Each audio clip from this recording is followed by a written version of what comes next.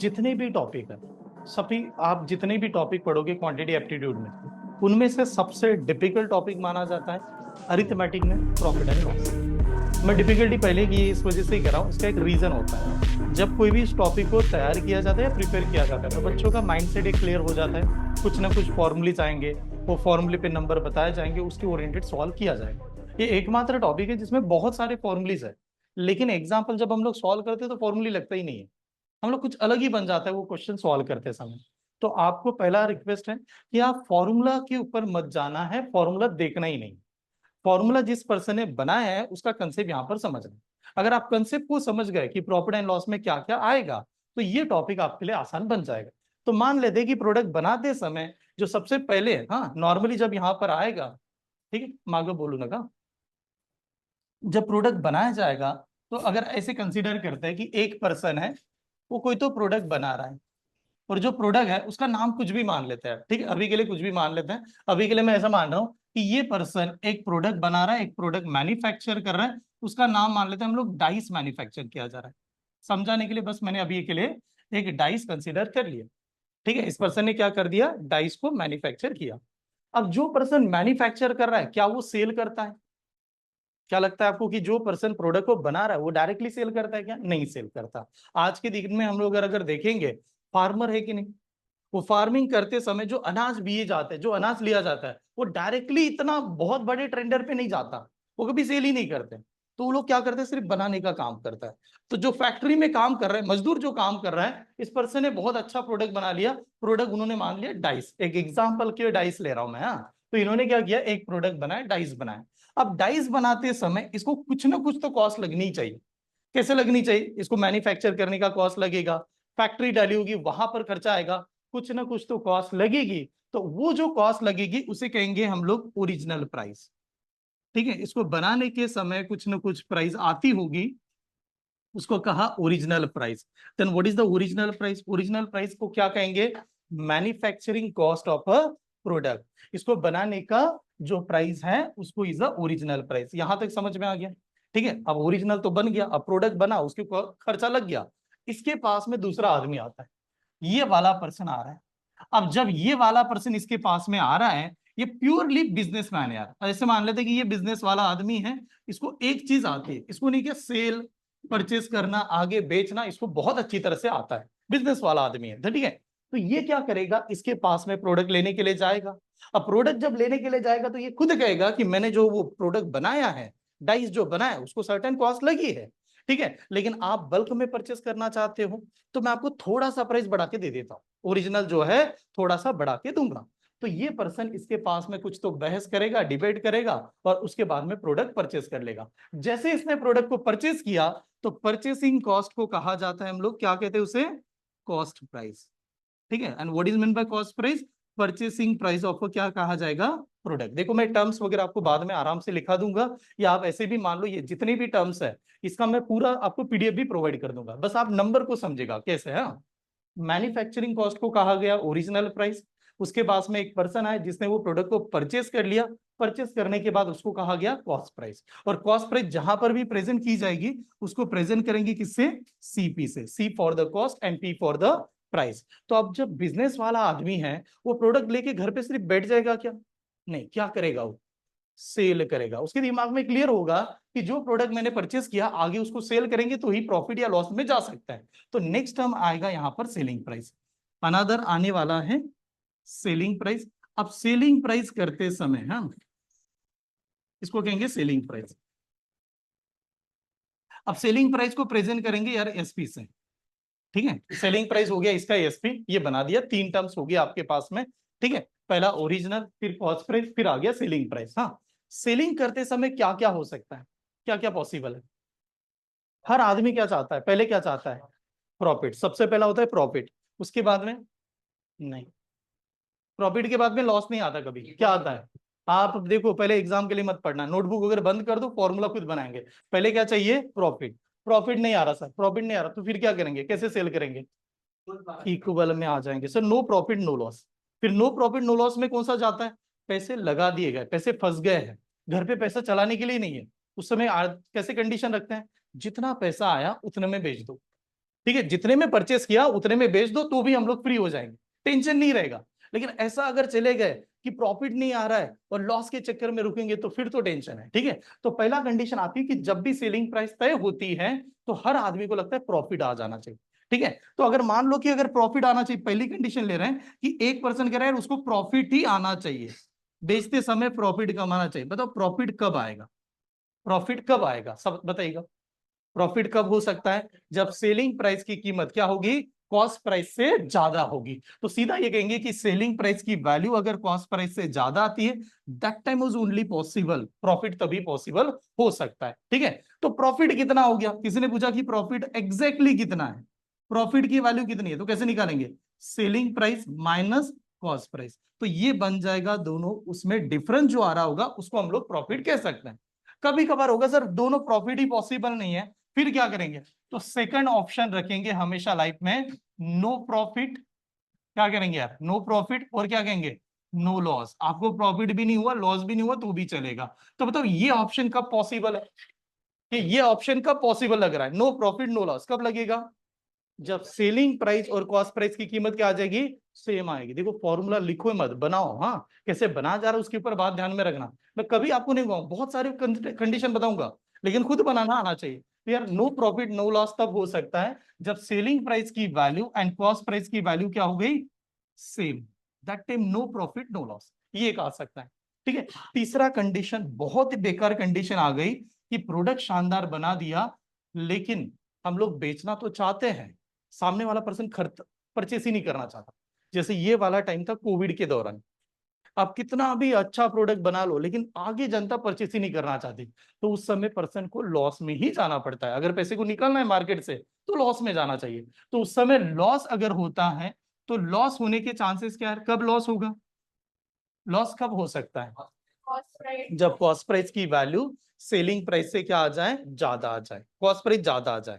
ठीक है, खरीदी कीमत ज्यादा आ जाए, यानी कॉस्ट प्राइस की वैल्यू सेलिंग प्राइस से ज्यादा है, दैट टाइम लॉस हो सकता है। और किसी ने पूछा कितने रुपए का लॉस हुआ है, बताओ लॉस कितने रुपए का हुआ, तो क्या कहेंगे यार इस समय, लॉस को कैसे निकालेंगे, कॉस्ट प्राइस में से सेलिंग प्राइस माइनस कर देंगे, उस समय लॉस। सीधा सीधा समझ लो, जो बड़ी नंबर होता है उसमें से छोटा नंबर माइनस करेंगे तो ही लॉस होगा। तो आपके पास में जितनी भी टर्म्स लिखी गई है उसको ऐसे समझेगा, ओरिजिनल प्राइस यानी manufacturing cost of a product. हाँ, ओरिजिनल बनाने के बाद में उसको कोई तो परचेस करने के लिए आया, परचेस प्राइस की वैल्यू कितनी होती है, कॉस्ट प्राइस। वो परचेस करने के बाद में आगे उसको क्या करेगा, सेल करेगा, बेचेगा, बेचने की प्राइस क्या है, सेलिंग प्राइस। जब बेचना स्टार्ट हुआ तीन कंडीशन आ जाती है, प्रॉफिट नो लॉस, एंड तीसरा ऑलवेज लॉस वाली कंडीशन। तो प्रॉफिट में कब होगा, सेलिंग प्राइस, बेचने की कीमत ज्यादा होनी चाहिए कॉस्ट प्राइस से। तो ये वाला सीधा फॉर्मूला।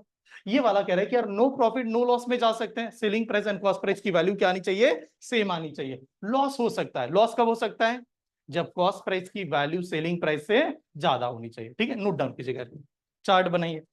नेक्स्ट कंडीशन आएगी, अगर मान लेते तीन चीजों को ध्यान में रखते हैं, सिर्फ तीन टर्म्स को। पहला वाला था ओरिजिनल, ठीक, ये लिखा ओरिजिनल, दूसरा था कॉस्ट प्राइस, तीसरा था सेलिंग प्राइस। ये तीनों के तीनों प्रेजेंट को शो करती है। ठीक है, ये प्रेजेंट में मानी जाती है, मेजर की जाती है। ठीक है, तो आप बताओ सबसे ज्यादा कॉस्ट, सबसे बड़ी वैल्यू किसकी होगी, हाँ सबसे बड़ी वैल्यू किसकी होती है, सेलिंग प्राइस की होती है। यानी ये से हम लोग कहेंगे एसपी इज ऑलवेज ग्रेटर। उसके बाद में क्या आता है, कॉस्ट प्राइस, कॉस्ट प्राइस के बाद में क्या आता है, ओरिजिनल प्राइस। तो ये तीनों का आपस में सीक्वेंस है। ठीक है, ये तीनों का इसी प्रकार से सीक्वेंस होना ही चाहिए। ठीक है, हमेशा सेलिंग प्राइस की वैल्यू इससे ज्यादा होनी चाहिए। तो नेक्स्ट कंसेप्ट आएगा सर, प्रॉफिट परसेंटेज कैसे निकालें और लॉस परसेंटेज कैसे निकालें। ठीक है, तो मैं आपके सामने ऐसे रख देता हूं कि हमें ये टर्म्स फाइंड करना है। हमें सबसे पहले फाइंड करना है कि प्रॉफिट परसेंट या लॉस परसेंट, इन दोनों को समझ लेते हैं। आप बताओ आपको प्रॉफिट होगा या लॉस होगा, कौन सी प्राइस तय करती है। सभी को लगता है सेलिंग प्राइस, सेलिंग प्राइस कभी भी तय नहीं करती प्रॉफिट होगा या लॉस होगा, सबसे बड़ी तय करती है कॉस्ट प्राइस। आपको सर कैसे क्या कॉस्ट प्राइस, देखो बिजनेसमैन का पहला वसूल है, जब भी प्रोडक्ट परचेस करने जाओ, बेचना आपके हाथ में ही नहीं है, बेचना होता है एटमोस्फेयर के ऊपर। बहुत शानदार प्रोडक्ट है, दोबारा समझे, ये पेन बहुत अच्छा है, बेचना तो चाहता हूं लेकिन बाहर लोग परचेस नहीं कर रहे, आप दम लगा दो, दिन भर मार्केटिंग करो, चिल्ला चिल्ला के बोलो, आगे परचेस नहीं करेगा। हम लोग क्या कर सकते हैं, जब परचेस करने जाते हैं कि नहीं, उस समय उसको कम कर सकते हैं, वो हमारे हाथ में होता है। नहीं यार बहुत ज्यादा हो गया, कम करो और कम करो। आप दुकानदार को उसे कहते हैं बार्गेनिंग करना, उस समय कर सकते हो। जब कोई भी आदमी इस बिजनेस में आता है, इस लाइन में, उनके पास होता है सबसे पहले बार्गेनिंग का हथियार।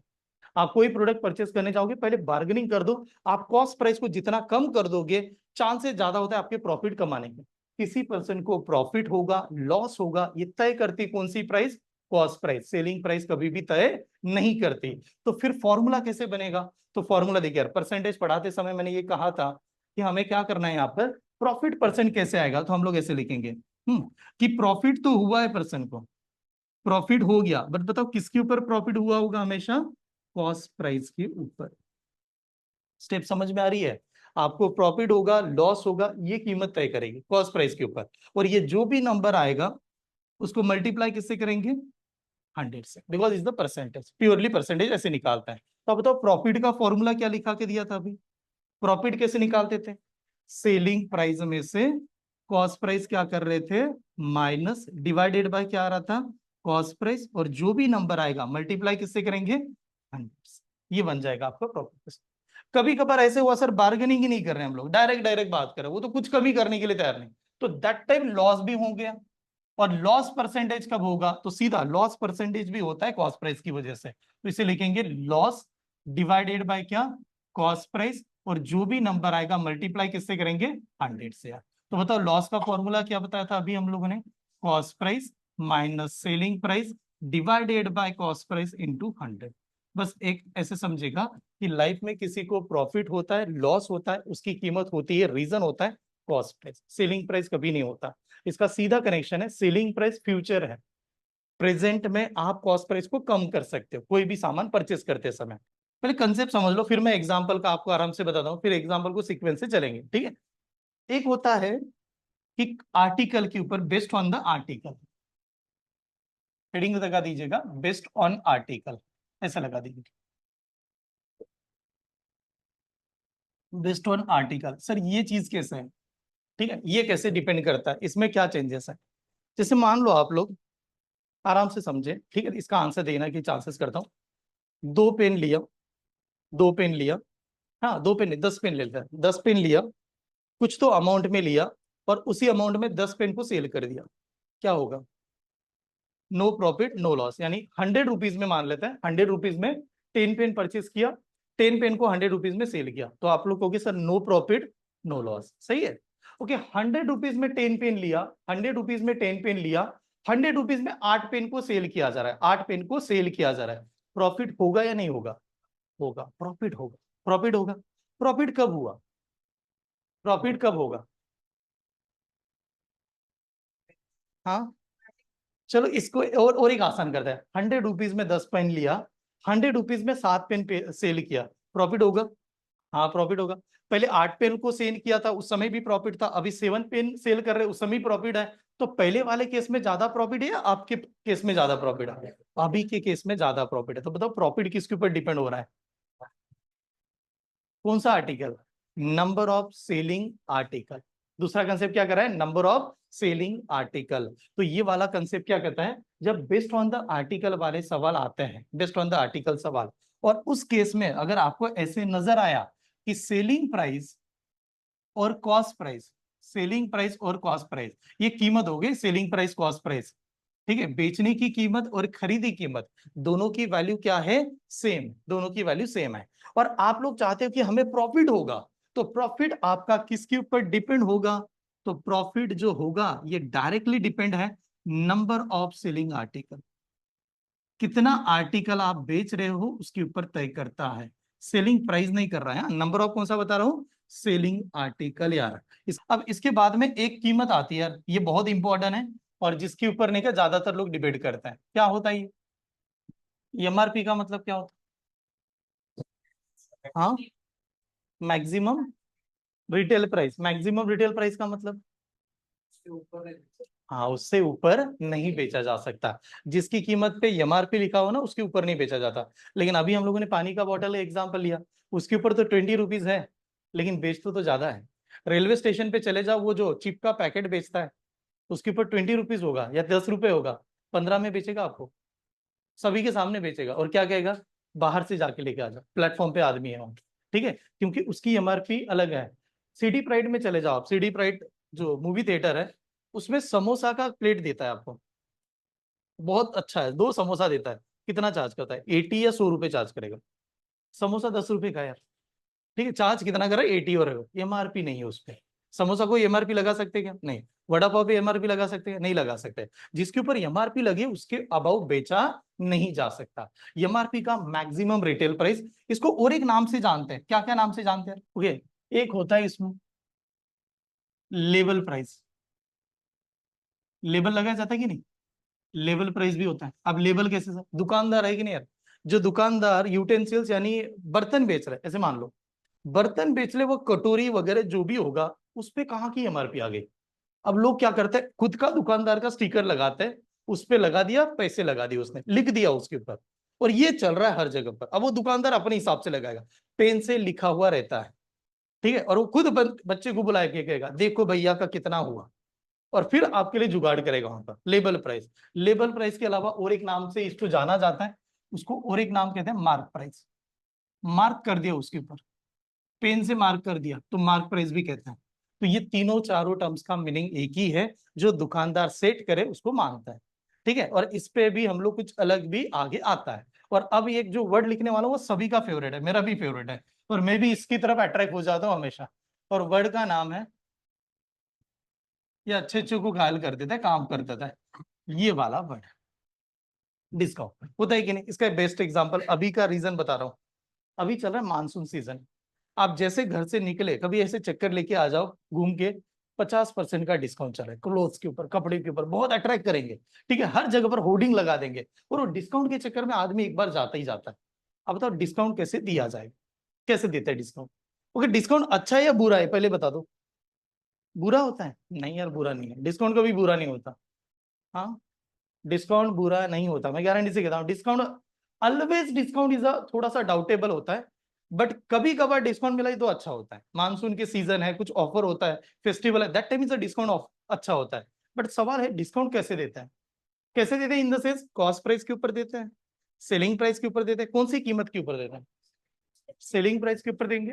हाँ, सेल, हाँ, ओके सर, सेल इंक्रीज करके, सुशांत इनका कहना है सेल इंक्रीज करके देता है ऑनलाइन में, पीछे हाँ, कॉस्ट प्राइस के ऊपर दे देंगे, मार दो बिजनेसमैन को आप, ठीक है।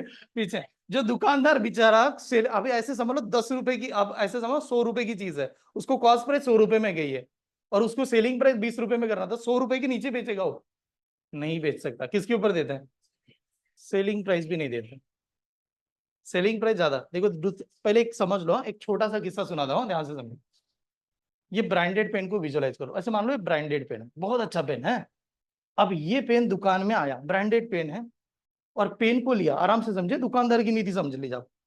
80 रुपए में मैंने परचेस किया, 80 रुपीज में परचेस किया। अब मैं 80 में नहीं बेचूंगा, क्योंकि मैंने प्रोडक्ट परचेस किया 80 में। अब मैं 80 में परचेस परचेस करके 80 में सेल करूं तो घर कैसे चलाऊं, सीधी सीधी सभी की बात होती है। तो वो क्या करेगा, 80 की कीमत लगाएगा 100 रुपीज। यानी हम लोगों ने देखा, जो पेन अभी बनाया हुआ है, ऐसे मान लेते हैं ये वाला पेन है, बहुत ब्रांडेड, पार्कर का पेन लगा दो आप, ठीक है, पार्कर का महंगा ही आता है, बट अभी के लिए ले लिया कि ये वाला पेन है, इसको परचेस किया, परचेसिंग प्राइस यानी कॉस्ट प्राइस कितनी बताई, 80, स्टेप समझ में आ रही, 80। अब 80 लिया तो बेच कितना रहा है, तो मान लेते बेचते हैं 100 रुपीज में। तो आप सभी समझ रहे होंगे कि यार 80 रुपए में उसने खुद परचेस किया, 100 में बेचेगा तो 20 रुपए तो कमाएगा ना यार, ये तो बनता भी है, 20 रुपए में कमाएगा, घर घर के तो उसका चलेगा भी। अब हो क्या रहा है, ब्रांडेड पेन है, अच्छा प्रोडक्ट है, लोग आ ही नहीं रहे। अब लोग आ नहीं रहे तो कैसे क्या करेगा, और लोग उसकी तरफ ध्यान ही नहीं किसी का। तो दुकानदार लोग बहुत चालाक होता है। अब दुकानदार लोग क्या करता है, सबसे पहले क्या करता है, इसकी कीमत को हटा देता है। ये जो 100 रुपीज की वैल्यू, इसको कैंसिल कर देता है, कैंसिल करके वो इसके ऊपर लेबल लगाते हैं, और इसकी वैल्यू लगाते हैं एमआरपी 200 रुपीज। आपको कि जो पहले पेन 100 रुपीज में बेचना है वो बेच नहीं रहे, उसके ऊपर लेबल लगाया, लेबल क्या चिपका दिया, 200, लेबल खुद का है, लेबल 200। और लेबल लगाने के बाद में एक अच्छा सा बैनर बनाएंगे, बहुत बड़ा होर्डिंग लगाएंगे। अब पेन का किस्सा बता रहा हूं, आप कुछ भी मान लो, ऐसे बहुत बड़ा होर्डिंग, और इसके ऊपर लगाएंगे 50% डिस्काउंट ऑन ब्रांडेड पेन। अब ब्रांडेड कपड़े मान लो, जो भी समझना है समझ लो, आपकी बात है। ठीक है, अब क्या होगा, जो रास्ते से जाने वाला क्राउड है, उसका दुकान में क्या है वो नहीं पता होता उसको, उसको दिखता ये है। और लोग कहते हैं जो दिखता है वही दिखता है। ये स्ट्रेटेजी है, ये हमेशा वर्क करेगी। जब भी हम लोग मॉल में जाएंगे, हमारे आय आय के नजर में जो होता है ना, थोड़ा सा इसे फ्रंट में जो चीजें दिखती है वही ज्यादा दिखती है। जो मॉल में लगाया जाता है सामान, कभी भी चप्पल या फुट के साइड में हम लोग कभी नहीं देखते, इतना नहीं। लेकिन आई शैडो में शोल्डर के साइड में जो दिखता है ना, वो जल्दी परचेस भी हो जाता है, सबसे ज्यादा उसको परचेस किया जाता है। तो बात हो रही, इसने ब्रांडर क्या लगा दिया, 50% डिस्काउंट। अब एक बात बताओ, 50% डिस्काउंट के चलते लोग यहाँ पर डेफिनेटली शॉप में आते हैं, इस शॉप में आ गए। मैं एक एग्जाम्पल आपको बता रहा हूँ, दोनों समझना, उसका प्लस और माइनस दोनों बता रहा हूँ। अब आप लोग, हम लोग चले गए मॉल में। अब जैसे मॉल में चला गया, एमआरपी कितना दिखा रहा है, 200 दिखा रहा है कि नहीं। हम लोग कहेंगे यार ये तो बहुत महंगा हो गया, 200 का प्रोडक्ट है तो। लेकिन 200 का प्रोडक्ट है, दुकानदार क्या कहेगा, कितना डिस्काउंट चल रहा है, 50% का डिस्काउंट चल रहा है। तो आप बताओ 200 का 50% कितना होता है, 100 रुपीज होता है। 200 का 50% कितना, 100 हो गया। तो 100 इसमें से माइनस करेंगे तो कितने में आएगा, ग्राहक को कितने में आएगा, 100 में ही आएगा। तो बात समझेगा, जो डिस्काउंट दिया जा रहा है 50%, वो किसके ऊपर देते हैं, एमआरपी पे। सेलिंग प्राइस, कॉस्ट प्राइस पे कभी भी डिस्काउंट नहीं दिया जाता, एमआरपी के ऊपर दिया जाता है। और एमआरपी के ऊपर देने के बाद में जो बची हुई अमाउंट होती है, वो हमारे लिए क्या आती है, सेलिंग प्राइस। अब इसमें दो चीजें अच्छी होगी, कस्टमर बहुत हैप्पी हो गया। क्यों हैप्पी हो गया, अरे मुझे डिस्काउंट मिला, उसको बहुत मजा आ रहा है, डिस्काउंट मिला। और इसका भी काम बन गया। इसका काम कैसे बना, इसको बेचना ही 100 में था। तो ये दो चीजें इस प्रकार से मैनेज की जाती है। अब सवाल उठता है, सर इसमें तो चालाकी कर दी। ठीक है, सेलिंग प्राइस जो था उसकी कीमत लगा दी, अलग बढ़ा दी, फिर डिस्काउंट देके आ गए, तो दैट टाइम इज ओके। तो ये ऑलवेज नहीं करते, ये कभी कभार करना पड़ता है। जैसे अभी होता है कि सर मानसून का सीजन चल रहा है, हम लोगों ने तो देखा, ब्रांडेड शोरूम में चले गए, उस समय डिस्काउंट चल रहा है, तो क्या वो गलत है, गलत नहीं है। क्लोथ्स कैसा है ना, ये फैशनेबल आइटम है। आज जो डिजाइन चल रही है, हो नहीं सकता कि आगे चल के वही चले। तो वो आपको जो क्लोथ्स के ऊपर डिस्काउंट दे रहा है, उसका मैन्युफैक्चर देख लेना। वो मैन्युफैक्चर कब का होगा, 2020 का है, 2022 का है। वो पुराना स्टॉक को क्या करता है, वो वहां से कम करना चाहता है, दैट टाइम इसको डिस्काउंट दिया जाता है। और दूसरा, हमारी इंडस्ट्री में डिस्काउंट कैसे देते हैं, एक डिस्काउंट दिया जाता है flat discount. What is mean bye flat discount, flat discount देते हैं यार। ठीक है, जो डिस्काउंट है वो पूरा का पूरा गायब कर दो, यानी फ्लैट 30%, तो 30% कम होगा। एक होगा up to discount. What is mean by up to discount, zero से लेके वहां तक का डिस्काउंट। ठीक है, एक होता है सक्सेसिव डिस्काउंट, डिस्काउंट के ऊपर भी डिस्काउंट। और एक होता है कूपन कोड वाला डिस्काउंट, अभी वो बंद हो गया, आई थिंक बिग बाजार करके।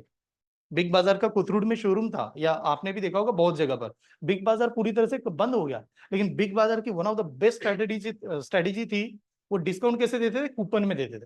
अब कूपन में यानी कैसे, आप उनमें जाओगे, आपको 7,500 रुपए का सामान परचेस कर लो, 2,500 आपको फ्री में मिल जाएगा।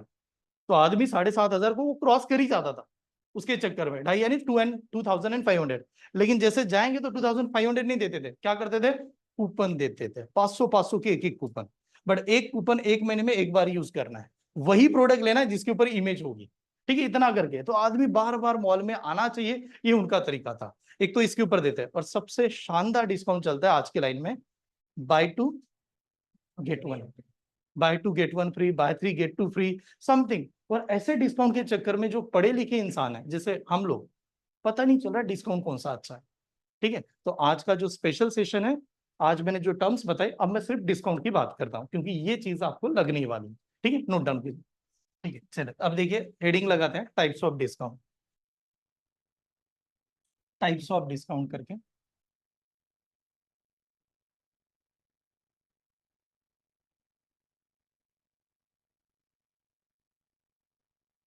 टाइप्स ऑफ डिस्काउंट लगा दी।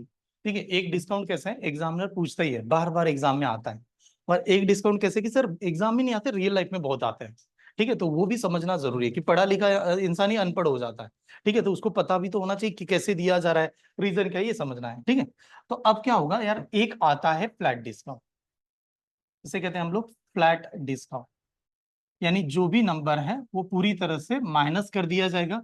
इसको लिखते हैं फ्लैट डिस्काउंट के लिए। अभी के लिए मान लो कि कोई प्रोडक्ट है, उसके ऊपर अगर फ्लैट 30% ऑफ हो गया, तो फ्लैट 30% ऑफ हो गया, उसका मतलब क्या हुआ, 100 रुपीज का प्रोडक्ट है, 30% ऑफ कर दिया, कितने में देगा आपको, ₹70 में देगा। सीधा सीधा लॉजिक है कि फ्लैट 30%, ये सबसे अच्छा डिस्काउंट होता है। एज अ कस्टमर ये सबसे बेस्ट डिस्काउंट है, बिकॉज इसमें कोई कंडीशन या हिडन चार्जेस नहीं रखा गया, इसने क्लियर बता दिया फ्लैट डिस्काउंट। दूसरा डिस्काउंट होता है अप टू डिस्काउंट, ये वाला है। हाँ, अब अप टू डिस्काउंट का मतलब हुआ, सभी अभी के लिए ऐसे मान लेते हैं कि अप टू डिस्काउंट चल रहा है और न्यूज में चल रहा है अप टू डिस्काउंट 50%। जैसे ये ज्यादातर लोग नहीं, क्या शॉपिंग वाले लोग जो मॉल्स वगैरह चलाते हैं या जो क्लोथ्स बेचते हैं, ये लोग क्या करते हैं, अप टू 80% डिस्काउंट लगाता है। उसमें भी आप वो इसका ऐड देखोगे, वो न्यूज़पेपर में ज्यादातर आता है। न्यूज़पेपर का पहला जो पेज है ना, वो बहुत बड़ा 80 नंबर दिखाएगा, नीचे अप टू लिखेगा और उसके नीचे ऐसा लिख देगा टर्म्स एंड कंडीशन अप्लाई करके, ठीक है, ऐसा लिखेगा। अब अप टू 80 का मतलब क्या हो रहा है, 0 से लेके 80%, ठीक है। यानी जैसे हम लोग मॉल में गए, वो क्या करेगा, जो अच्छे अच्छे कपड़े हैं वो खुद क्या कहेगा, न्यू अराइवल है, उसके ऊपर डिस्काउंट नहीं है। कुछ कपड़ों के ऊपर बताएगा 10% का डिस्काउंट है, किसी के ऊपर बताएगा 20% का डिस्काउंट है, और किसी के ऊपर बताएगा कुछ भी डिस्काउंट नहीं है। और जो 80% या 50% का डिस्काउंट ऐसे के ऊपर देगा जो आप दूर से ही वहां से चले जाओगे, इतने भयंकर चलेंगे, ठीक है। तो ये होता है अट्रैक्ट करने का लोगों का तरीका। तो अप टू 50% का मतलब क्या हुआ, इसमें हम लोग रेंज क्या कंसिडर करेंगे, 0 से लेके कहां तक, 50, इसके बीच में कुछ भी आ सकता है, डिपेंड ऑन द कंडीशन, ये बताया जाता है। तो लोग मार्केटिंग करते समय इसका डिस्काउंट करते हैं, ठीक है, ये ध्यान में रखें। अब ये एक हो गया। फिर एग्जामिनर में, हमारे एग्जाम में क्या आता है, हमारे एग्जाम में आता है एक टाइप जिसको कहा जाता है सक्सेसिव डिस्काउंट। ऐसे लिखता हूं, सक्सेसिव डिस्काउंट। सक्सेसिव डिस्काउंट का मतलब होता है डिस्काउंट के ऊपर भी डिस्काउंट, इसको एज अ सक्सेसिव डिस्काउंट, ये एग्जाम में आता है, डिस्काउंट के ऊपर भी डिस्काउंट। हाँ, तो हम लोग इसे लिखेंगे डिस्काउंट देन डिस्काउंट, डिस्काउंट के ऊपर डिस्काउंट ऐसे चल रहा है, उसको कहा जाता है सक्सेसिव डिस्काउंट। एक एग्जांपल ले लेता हूं मैं, एक छोटा सा एग्जांपल लेता हूं, आपको पूछता हूं, आराम से आंसर दीजिएगा। मान लो कि हमें कहीं तो एक क्लोथ्स परचेज करने के लिए जाना है, हाँ, कपड़े परचेज करने के लिए जाना है। पहला वाला मॉल मतलब दुकान, यानी दोनों जगह पर सेम शॉप है, यहाँ पर शॉप ए शॉप बी ऐसे लेते थे, ये ए है और ये बी है, हाँ, दोनों में सेम क्लोथ्स है, एज इट इज है, कलर वगैरह सब कुछ मिल रहा है। एक वाला पर्सन, ये वाला पर्सन कह रहा है फ्लैट 30% ऑफ, फ्लैट 30% ऑफ, और ये कह रहा है 20% देन 10%, 20% देन 10%। दोनों में सेम कपड़े हैं, दोनों जगह से ले सकते हैं, दोनों शॉप है ए एंड बी। कहां पर बेस्ट है यार, कौन से जगह पर जाना है, या दोनों का नंबर सेम होगा या अलग अलग होगा, और होगा तो कौन सा हमारे लिए बेस्ट होगा। डिस्काउंट लगा तो मैंने कहा कि दोनों जगह पर डिस्काउंट चल रहा है, तो दोनों में से कहां पर जाना चाहिए और क्यों जाना चाहिए। ए में जाना चाहोगे आप, सभी के सभी ए में जाएंगे, हाँ, किसी में चले जाओ सेम आएगा, यानी कोई दुकान में जाएंगे सेम। हाँ, 20%, बी वाला क्या कह रहा है, पहले 20% बाद में 10%, यानी 20 के ऊपर 10, 20 के ऊपर 10, 20 10 ऐसे, तो 20 10 तो 30 लग रहा है ना, बी में जाओगे, ओके पीछे। हाँ, श्रद्धा बी। हाँ, ए। सबसे बुरी बात पता है क्या है, मैं एक बार सच में नहीं गया, एक दुकानदार से पूछ रहा था कि सर आप कैसे, गड़बड़ क्या होती है, तो वो दुकानदार मुझे रियलिटी में बताया, आधे से ज्यादा लोग नहीं गया, डैश डैश है, उसने गाली दे दी, ठीक है। मतलब वो फालतू लोग है, उसको समझ नहीं आता डिस्काउंट चल रहा है। जब अच्छा डिस्काउंट चलता है उस समय लोग लेते नहीं, और जब हम लोग चालाकी करते हैं उस समय लोग ले लेते हैं। हाँ, उसने ऐसे गाली देके बोला कि चालाकी करते ले लेते हैं, मतलब क्या, अगर आप देखो ये जब दो डिस्काउंट चलेगा तो लोग इधर नहीं जाएंगे, इधर की तरफ ज्यादा जाएंगे। और जबकि ये वाला डिस्काउंट अच्छा था, आपको कैसे कैसे, देखिए ध्यान से समझना है। ये क्या कर रहा है ना, यहाँ पर 100 रुपीज का प्रोडक्ट मान लेते हैं, आराम से समझते हैं, 100 रुपीज का प्रोडक्ट है। पहला केस तो क्लियर कट दिखाई दे रहा है, 100 रुपीज का प्रोडक्ट है, कितने रुपीज का ऑफ है, 30% ऑफ है, तो कितने में आएगा प्रोडक्ट, 70 में, यानी अब आप परचेस करोगे 70 में मिल भी जा रहा है, ठीक है। बट दूसरे केस में क्या होता है, अट्रैक्टिव लाइन है, बोलने का तरीका अच्छा है, डिस्काउंट के ऊपर डिस्काउंट है, ऐसे लगा देंगे, बैनर लगा देंगे, तो इस केस में क्या होता है पता है, इस केस में सबसे पहले कितना डिस्काउंट देगा, 20%। इसको आगे पीछे कर दो सेम ही आएगा, इसका वैल्यू कुछ बदलता नहीं है, प्रैक्टिकली समझ। प्रोडक्ट कितने का है, कितने का डिस्काउंट दिया, 20, 100 का 20 चला गया, कितना आया, 80 रुपीज में यहाँ पर मिलने वाला है। लेकिन आपको सर और एक डिस्काउंट कूपन बाकी है हमारा, और एक बाकी है कि नहीं, हम लोग कितना कूपन बाकी है, एक डिस्काउंट, तो अब बताओ 80 के ऊपर और कितना डिस्काउंट देगा, 10% का 80 के ऊपर डिस्काउंट देगा यार वो।